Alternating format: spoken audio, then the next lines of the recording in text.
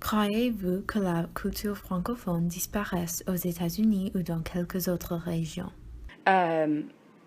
Non, pas complètement. Oui, oui. Mais peut-être dans quelques endroits. Moi, je trouve que c'est extraordinaire qu'on parle encore d'abord et avant tout français au Québec. Oui. Parce que quand tu regardes sur le plan de l'histoire, qu'est-ce qui est arrivé? Oui. Tout à coup, la Nouvelle-France appartenait aux Anglais. Toutes les règles étaient en anglais.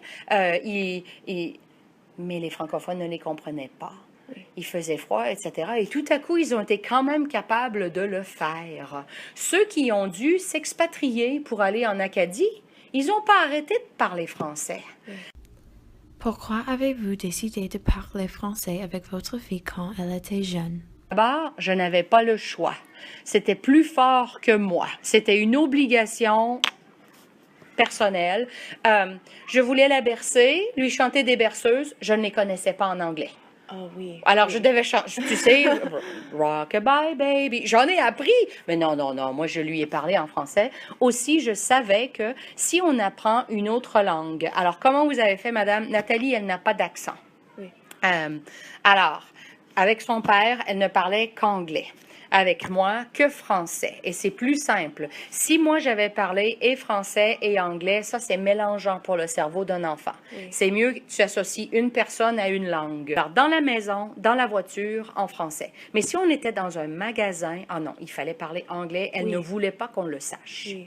Alors, quand elle était en 5e et en 6e année, moi, j'ai rencontré M. Anis. Oui. Et là, on passait de plus en plus de temps avec lui et avec ses enfants. Alors, on a parlé de plus en plus anglais. Oui. Ma fille, elle n'a pas beaucoup pratiqué son français, mais elle le parle couramment. Elle le parle très bien. Ah oui. Elle ne sait pas l'écrire. Tu sais, c'est comme si elle envoyait des textos, mais elle l'écrit, elle le parle très, très bien. Pourquoi?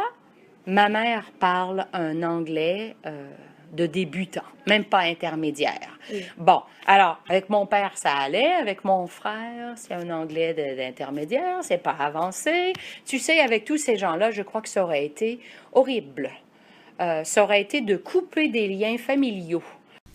Est-ce que vous pensez en anglais ou en français? Maintenant, je crois que je pense d'abord et avant tout en anglais. Depuis quand? Depuis que je suis Madame Anis. Parce que je vis beaucoup plus en anglais. Oui. Mais ça dépend des sujets. Oui. Il y a des sujets. Moi, je cuisine encore en français. Est-ce que vous avez eu des difficultés après avoir déménagé du Québec aux États-Unis? Oui. Le Québec, culturellement, c'est vraiment, comme géographiquement, à mi-chemin entre les États-Unis et l'Europe. Oui. Alors, nous, on vit à un rythme nord-américain. Tu sais, bon, le café pendant qu'on conduit, etc., là, c'est pas comme en Europe où on s'arrête Oui. et on le boit, OK? Alors, c'est très vite. C'est un rythme qui ressemble plus à ça, avec une mentalité plus européenne. Alors, on est vraiment comme à mi-chemin, OK? Oui. Alors, au niveau de l'adaptation, moi, je pensais que j'étais bilingue, je ne l'étais pas. J'ai gardé mon dictionnaire dans mon sac à main au moins toute une année. Surtout à l'épicerie, c'était difficile. J'ai fait des erreurs. J'ai acheté baking soda au lieu de baking powder. Des trucs comme ça là, que Oui, je ne comprenais pas. Est-ce que vous faites partie d'un groupe francophone à Fort Worth ou au Texas? L'Association des professeurs de français, North Texas Chapter, là, le chapitre du Nord, là, ta prof, elle en fait partie, on s'y voit. J'ai pas pu aller à la réunion de samedi, mais d'habitude, j'y suis. Des groupes francophones, oui. Mon amie Sophie Morton, elle travaille à l'Université de North Texas. Oui. Et puis, elle habite à peine à 2 kilomètres de chez moi. Nous marchons. Et on parle français. Alors, j'ai plein d'amis. Ce matin, j'étais au téléphone avec ma copine Sylvie, qui, elle habite à Denton. J'en ai plusieurs. Là. On se rencontre 2 fois par année, on regarde un film, et puis on se fait une bonne bouffe. À votre avis, qu'est-ce qui est une personne francophone? Bon, moi, je crois que toi, à quelque part, tu es une francophone. OK? Parce que tu as vraiment une très bonne maîtrise du français. Tu as un grand amour pour sa culture. Alors, c'est pas nécessairement quelqu'un... Ma fille, c'est une francophone, même si c'est pas sa langue maternelle, là, parce que Nathalie, là, c'est nettement devenu l'anglais. Alors, qui est francophone? Moi, je crois que c'est encore quelqu'un qui veut l'apprendre, qui a un ami de la langue, de la culture. C'est plus que juste quelqu'un qui s'exprime très bien dans cette langue-là. D'accord?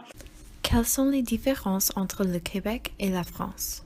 Moi, je crois qu'on parle plus et mieux français au Québec qu'en France. Et je ne veux pas insulter personne, OK?